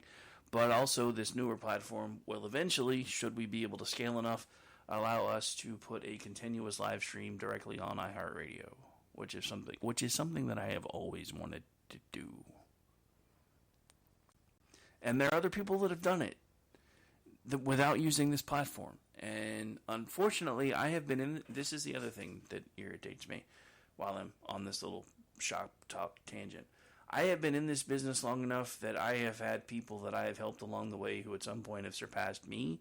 And when they didn't know what they were doing and I willingly helped them, when they figured out something that I was struggling with, and I came to them for help, be like, hey, how did you figure out how to do this? What did you do to do this? Oh, you'll figure it out. So this is one of the things that also needs to change. If you are part of the conservative media movement, especially if you are doing it not to get rich, because don't get me wrong, I would like to be rich someday, or at least rich enough where I don't have to go, ooh, I wish I could fire up the LaserJet printer because I'm short and I got to pay a bill. Wish I could do what the government does. But not to get rich, but to actually make a difference. If that's not why you're doing this, then get the hell out of the way. If you're doing this because you want to build up your own name, because you want to be famous, because you want to be somebody that everybody looks to, I don't care about any of that. And that is one of the biggest things and biggest issues that I have with this entire movement. I don't care if somebody that is part of my network gets bigger than me. I don't care if somebody that is part of my network makes more money than me, because I helped them get there. This is one of the issues that I had with Donald Trump until he became the nominee, because he was trashing DeSantis when DeSantis wouldn't have even been in the position that he's been in without Donald Trump himself. So as somebody that has mentored a lot of folks, Donald Trump should have just been saying, yeah, I dig that guy. I helped him get where he is. So if he winds up being you guys' choice, I'm going to be okay with that. That would have stopped so much of the BS. But he can't do it because he's a narcissist. But he knows he's a narcissist. America knows he's a narcissist. He doesn't even hide the fact that he's a narcissist. Hell, there are studies out that tell you that 99% of the CEOs in America are narcissists, because you have to be full of yourself to do the things that they do and put up with the crap that they put up with every single day. Do at some point they become like the Fonzie on Happy Days, and do they jump the shark? Yeah, they usually do. But there's a time when they're doing it for all the right reasons, and they're doing it to make things better for themselves and for other people, and eventually they just start believing their own press, and then the next thing you know, it's the whole Steven Crowder implosion live for the world to see. All I ever ask, dear Lord, as I close out the program, is if I ever become well known in the fashion of Steven Crowder, please do not have me flame out on live radio. Please. Just let me go away quietly if it comes to that. But anyway, on that note, we are just about out of time. I want to thank everybody for hanging out with us today and remind you that this is Chat Lives Matter night as well. So for those of you that I have seen kind of coming into the chat off and on over the last little bit, if you're still hanging out in there, don't forget we have new programming starting tonight at 7 p.m. Eastern, starting with myself and Stacy doing myself and Stacy Lennox doing the Whatever Show, which is live every Wednesday night, typically at 7 p.m. Eastern. Then we have, after that, the Conservative Curmudgeon Show, hosted by everybody's favorite lovable Grouch G. Then we also have, after that, the Ladies of the Red Wine, and then, all things considered and everything being equal, there should be a Rick and Ordy tonight as your nightcap, which is myself and the Amish one, otherwise known as Ordnance J. Packard Esquire, who will be joining me this evening to close out the evening. And again, that programming runs from 7 p.m. Eastern to 11 p.m. Eastern right here every Wednesday night on KLRNradio.com. I'll be back tomorrow afternoon doing this one, and then back later that night, 10 p.m. Eastern-ish, doing the Jen and Rick Show. Friday night, we'll keep in mind also doing Friday day, same time, same bat channel. Friday night, back with Aggie Reekin, doing the He Said, She Said show, Aggie time, 8:30 p.m. Eastern. Saturday, I don't know what Ordy and I are doing, because Juxtaposition has been kind of in the lurch lately because of family issues and other things, so we may do a makeup on Saturday, we may not, I haven't decided yet. And then Sunday night, come hell or high water, there will be an America Off the Rails show because I haven't done one in almost a month, so I got to get one put back in the books. That'll be 10 p.m. Eastern. Then I'm off on Mondays. When I'm not doing all that stuff, you can find me as a regular contributor to Twitchy.com as the executive producer of the Loftus Party podcast, which drops every Tuesday morning, usually between 9 and 10 Eastern. And also an occasional contributor there, as well as MisfitsPolitics.com. And if you need more of me than that, and let's face it, if you do, you probably need therapy. You can always find me on most social media platforms at RowdyRick73. Also, as coming next month, a daily contributor to the Digital Beacon US, which is our news platform, that will be an X exclusive, or as I've been saying all day, an exclusive, just because it sounds cool. And I just figure since you can monetize X now, we might as well put everything there and see if we can get it paying for itself for at least a year, and then we'll figure out what we're going to do from there. But on that note, folks, we has got to go. Or I should say I has got to go, because I have other things to do for about 2 hours until back doing it again. So. What? Over? Did you say over? Nothing is over until we decide it is. Was it over when the Germans bombed Pearl Harbor? Hell no! Closing time. Open all the doors and let you out into the woods. This isn't over until I say it's over! Closing time. Well, that's great. That's just fucking great, man. Now what the fuck are we supposed to do? Game over, man. It's game over. Come back tonight. It's game paused, not game over. The places you will be from. Closing time. This room won't be open till your brothers or your sisters come. I love you, Oklahoma. What a great crowd. I love you.